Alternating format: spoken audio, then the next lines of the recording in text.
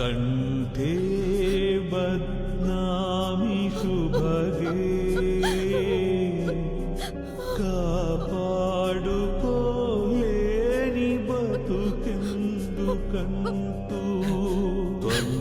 జీవ శరదాం శరణం. ఏంటి నాన్న ఇది? అమ్మి, మీ అమ్మ ఇంకా కళ్ళు తెరవలేదు కదమ్మీ.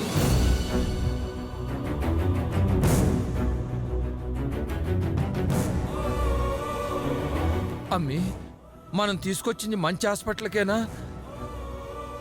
ఈ డాక్టర్లు మంచిగా వైద్యం చేస్తారా?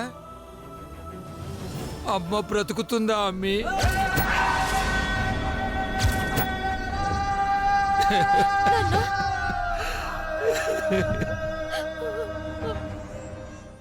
నాన్న, అసలు మీకెందుకు అనుమానం వచ్చింది? అమ్మి, ఇది నన్ను మోసం చేసి వెళ్ళిపోతుందేమోనని భయంగా ఉందమ్మి. పోయిన ఏడాది వరలక్ష్మి వ్రతం చేసుకుని అక్షింతలేసి దీవించమని అడిగింది. నేనేమో ఇది నిండు 100 ఏళ్ళు బ్రతకాలని దీర్ఘాయుష్మాన్ భవ అని దీవించాను.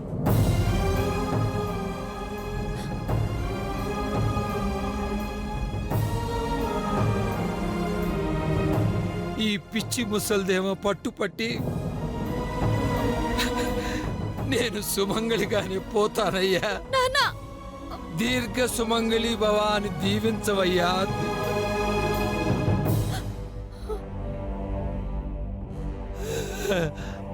అని అడిగి మొండికేసిందమ్మి. అమ్మి, ఇందుకేనా? నాన్న, ఆరోగ్యం బాగాలేని వాళ్ళ పక్కన కూర్చుని బ్రతకాలని కోరుకోవాలే తప్ప బ్రతకదేమోనని అనుమానించకూడదు నాన్న. మన సంకల్ప బలమే మనల్ని కాపాడుతుంది నాన్న. నిజమేనమ్మి, నిజమే.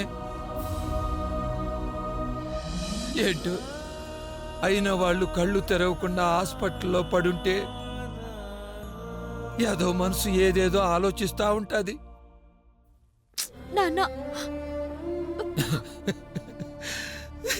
నాన్న, ఇదిగో ఈ జ్యూస్ తాగు. వద్దమ్మి, నువ్వు తాగు. నాన్న, తాగండి నాన్న. నాకొద్దమ్మి, ప్లీజ్ నాన్న, తాగండి. వద్దమ్మి, తాగండి నాన్న.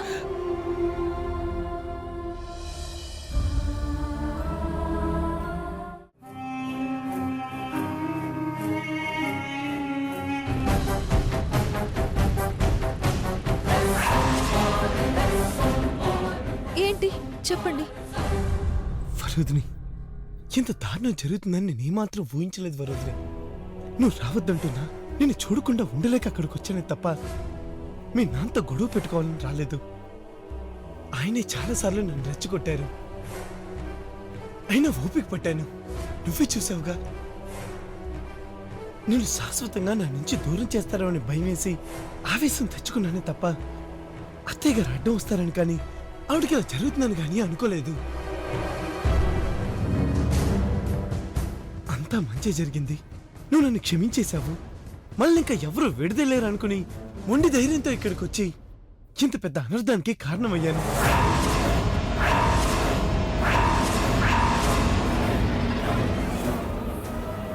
అందరూ నా విషయంలో ఏమనుకున్నా, ఎంత ద్వేషించినా, అసహించుకున్నా, అవమానించినా నేను తట్టుకోగలను. కానీ మళ్ళీ నీ మనసులోంచి నన్ను చెరిపేస్తే మాత్రం ఇంక తట్టుకునే శక్తి నాకు లేదు. అందుకే ఆ భయంతోనే నువ్వు అసలు ఏమనుకుంటున్నావో తెలుసుకుందామని వచ్చాను. చెప్పు వరుదిని, ఇందులో నా తప్పు ఉందని నువ్వు అనుకుంటున్నావా?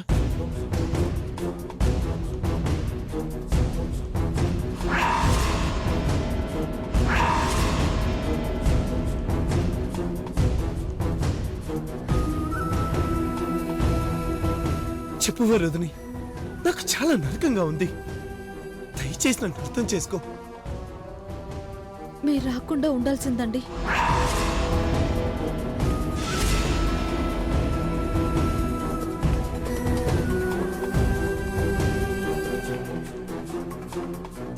నిదానంగా మా నాన్నకు నచ్చ చెప్తానని చెప్పినా మీరొచ్చారు.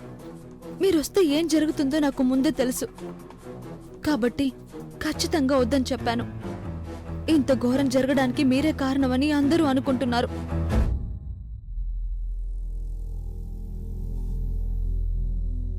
కాదని చెప్తే నమ్మే వాళ్లే లేరు. ఏం చెప్పినా వినే స్థితిలో కూడా లేరు. ఇదంతా దృష్టిలో పెట్టుకుని రావద్దన్నాను. తొందరపడ్డారండి.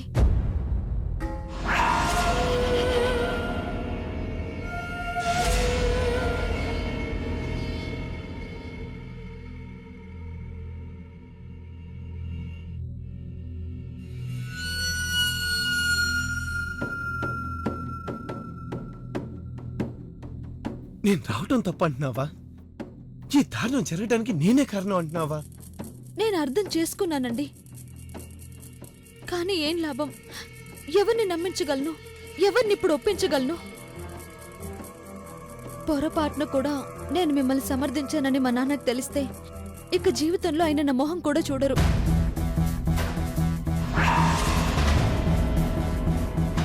ఏం చేయాలో అర్థం కాని పరిస్థితిలో పడ్డాను. ఆయన ఇప్పుడు అమ్మకలా ఉంటే నా గురించి మీ గురించి ఆలోచిస్తూ కూర్చోలేను కదా. అత్తయ్యకి ఎలా ఉంది? డాక్టర్స్ ఏమంటున్నారు? ప్రమాదం తప్పిపోయిందన్నారు. ఇందాకే కళ్ళు తెరిచి మాట్లాడింది కూడా. మిమ్మల్ని కలవరించింది. ఎందుకు? మీ తప్పేమీ లేదని, మిమ్మల్ని అపార్థం చేసుకోవద్దని అమ్మ ఉద్దేశం.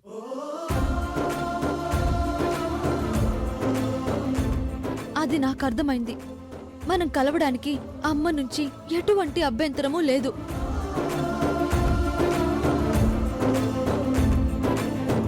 ఆ రాత్రి మిమ్మల్ని కలిసొచ్చాక అమ్మతో జరిగిందంతా చెప్పాను.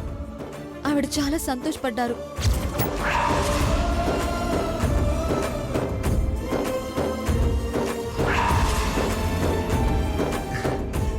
నిజమా? అత్తయ్య నన్ను క్షమించారా? అవునండి. కానీ ఇక మనం కలవకూడదు.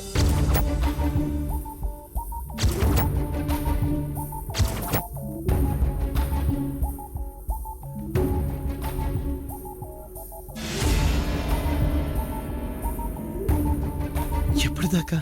అమ్మ పూర్తిగా కోలుకునేదాకా. అప్పటి వరకు మనం దూరంగా ఉండటమే కాదు, మా వాళ్లకు కూడా కనిపించకండి. మా నాన్న ఇప్పట్లో మిమ్మల్ని క్షమించేలా లేడు. కనిపిస్తే ఇంకేం జరుగుతుందో తెలీదు.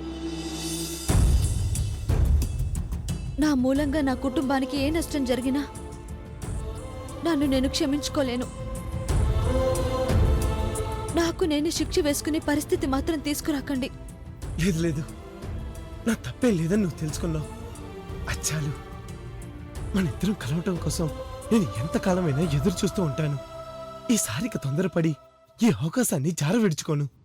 నువ్వు చెప్పేదాకా వాళ్ళకి ఎదురుపడినావు, సరేనా? ఏంటిదంతా? అక్కడ బియ్యపురాలు బ్రతికిపోతోంది, నా కొడుకు తప్పేమీ లేదని క్షమించేసింది. ఇదేమో తల్లికింత ప్రమాదం జరిగినా వీణ్ణి క్షమించేసింది. ఇదేంటి అన్నీ దరిద్రంగా జరుగుతున్నాయి? వీల్లేదు. అది బ్రతకటానికి, వీళ్ళు కలవటానికి అస్సలు వీల్లేదు.